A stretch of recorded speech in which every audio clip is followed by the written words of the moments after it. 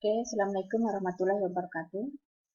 Kita akan melanjutkan materi tentang biodiesel yang sudah saya jelaskan pada slide bagian 1, yang sudah saya jelaskan sampai pada tujuan implementasi program mandatori BBM. Jadi ada beberapa poin di sini yang merupakan tujuan dari program mandatori BBM. Yang pertama adalah dalam rangka memenuhi komitmen dalam pengurangan emisi gas rumah kaca.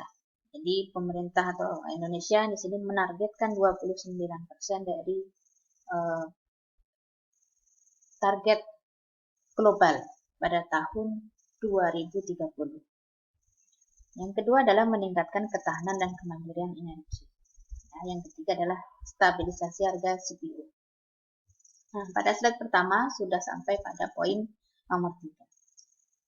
Selanjutnya pada poin nomor 4 adalah meningkatkan nilai tambah melalui hilirisasi industri kelapa sawit. Karena memang biodiesel ini adalah salah satu, kalau kita lihat dari poin industri kelapa sawit, di situ ada biodiesel, salah satu produk turunan dari kelapa sawit. Yang selanjutnya adalah memenuhi target 23% kontribusi energi baru terbarukan. Nah, tadi di slide yang pertama ini sudah dijelaskan mengenai proporsi EBT atau energi baru terbarukan. Jadi Indonesia juga mempunyai target dalam rangka meningkatkan EBT ini. Nah, karena memang ke depan BBM atau bahan bakar minyak yang dari minyak bumi itu akan menipis atau bahkan habis sama sekali. Jadi kita harus mencari beberapa energi alternatif atau dalam hal ini adalah memenuhi atau menaikkan target kontribusi EBT. Yang selanjutnya adalah mengurangi konsumsi dan impor BBM. Karena memang sudah, kalau biodiesel kita bisa maksimalkan, maka secara otomatis impor BBM akan berkurang. Nah, oke, mengurangi emisi gas rumah kaca dengan penggunaan BBM atau BBN, Yang terakhir adalah memperbaiki defisit neraca perdagangan. Karena memang terkait dengan impor. Kalau impornya berkurang, maka akan memperbaiki defisit neraca perdagangan.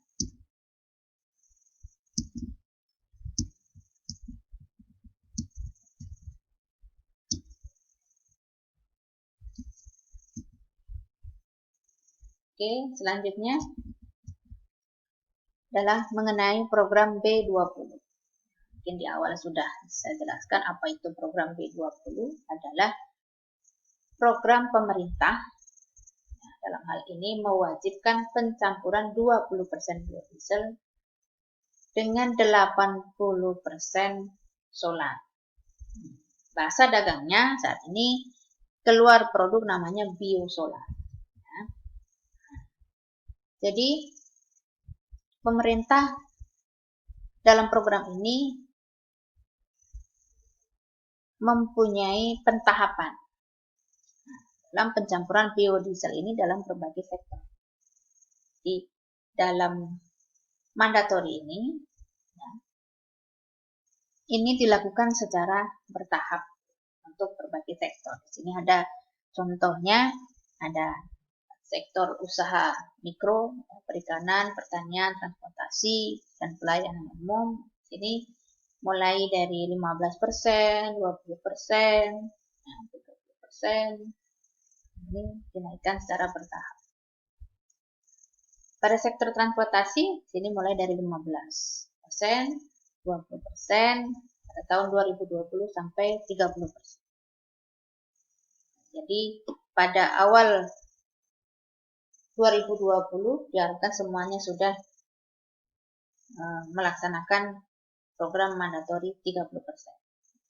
khusus untuk pembangkit listrik, dalam hal ini PLN, ini awalnya sudah 20%, 25%. Kemudian naik menjadi 30%. Kemudian di sektor industri dan komersial ini juga bertahap, tetapi semua sektor pada tahun 2020 telah melaksanakan program mandatori B30. Oke. Ini yang saya jelaskan tadi, ya. Program pelaksanaan B20. Kemudian dievaluasi secara umum bahwa kebijakan pemerintah ini berjalan dengan baik. Ya, ini dilihat ada angka-angka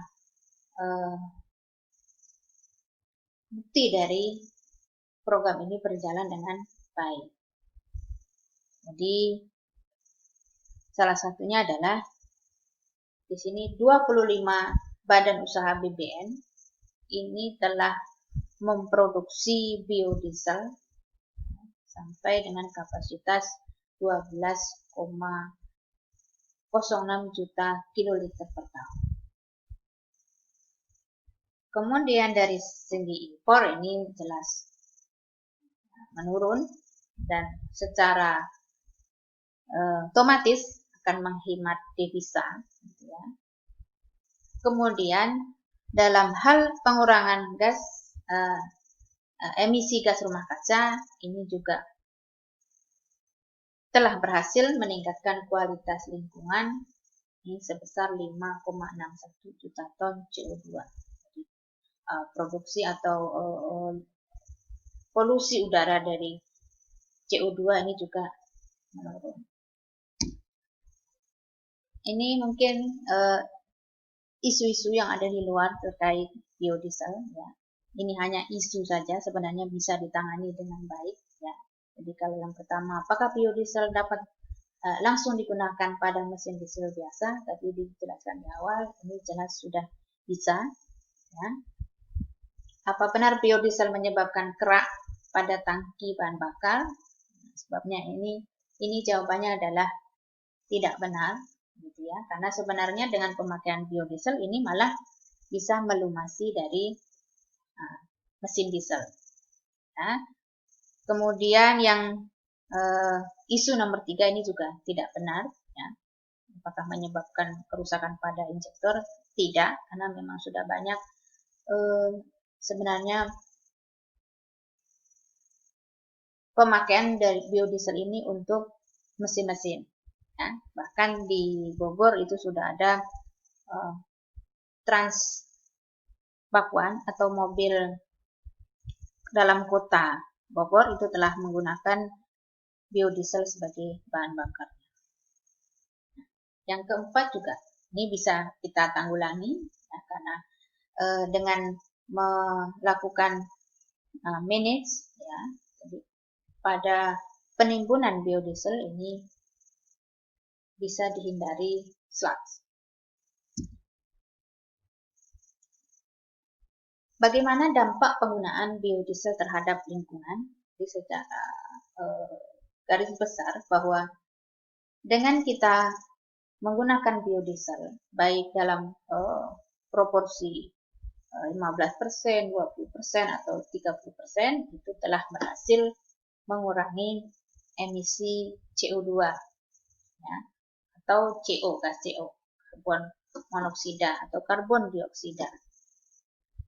Jadi ini dari beberapa riset ini telah dibuktikan bahwa ternyata pemakaian biodiesel ini telah memperbaiki kerusakan lingkungan atau pencemaran lingkungan, khususnya adalah pencemaran emisi CO maupun CO2. Oke, di sini ada beberapa negara yang sudah mengaplikasikan program B20 ini. Nah, jadi ada beberapa negara, tidak hanya Indonesia saja. Ya. Jadi biodiesel ini sebenarnya sudah mendunia. Program biodiesel, program BBN, karena memang tuntutan bahwa bahan bakar minyak bumi itu akan menipis bahkan habis gitu ya. Ini contoh ada Kanada, USA, ya, Amerika, Meksiko, di Asia itu Vietnam, ya, Filipina, Thailand, semuanya telah menerapkan program B20 ini. Ya. Di sini apa sih yang menjadi bahan baku utama biodiesel di beberapa negara memang berbeda. Kalau di Indonesia tadi adalah bahan baku utamanya adalah palm oil, CPO. Nah, di Thailand juga palm oil. Nah, kalau di Amerika beda. Nah, ini ada soybean, ya, minyak dari kedelai. Kemudian yang mungkin banyak digunakan itu ada used cooking oil. Apa itu used cooking oil? Itu adalah minyak jelantah. Ya, hampir beberapa negara itu ada bahan bakunya used cooking oil, itu adalah minyak jelantah, minyak bekas pakai.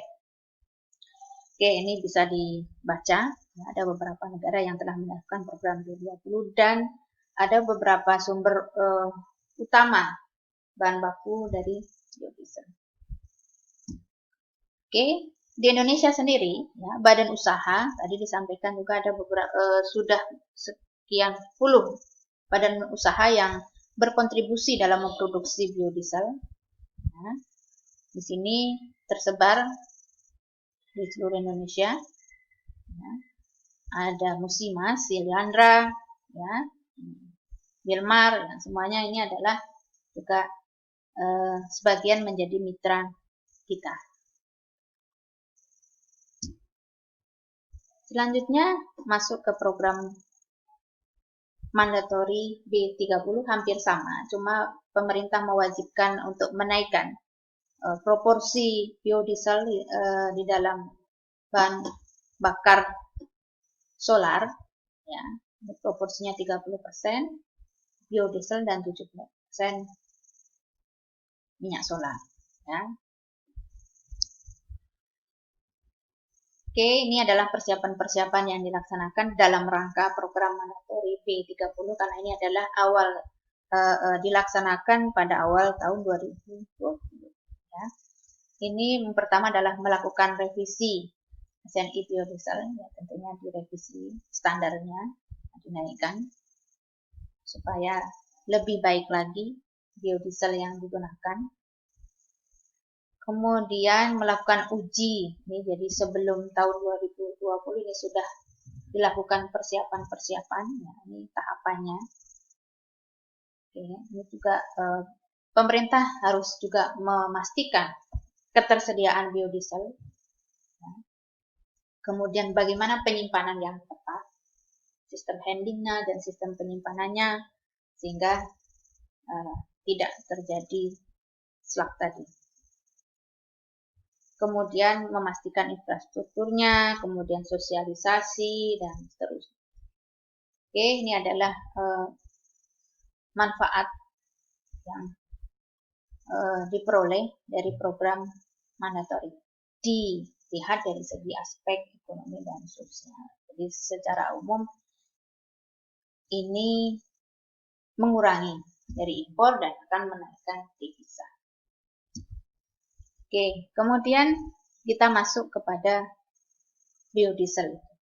Ya, ini istilahnya sama, B100, ya, biodiesel atau FAME, atau fatty acid methyl ester. Ya, biodiesel itu bahasa dagang, bahasa kimianya adalah FAME. Ya, ini kalau di bahasa perminyakan B100. Oke, ya, mungkin tadi sudah dijelaskan bagaimana atau apa definisi dari biodiesel itu. Oke, nanti kita akan lanjutkan pada part 3 dari biodiesel ini. Oke, terima kasih.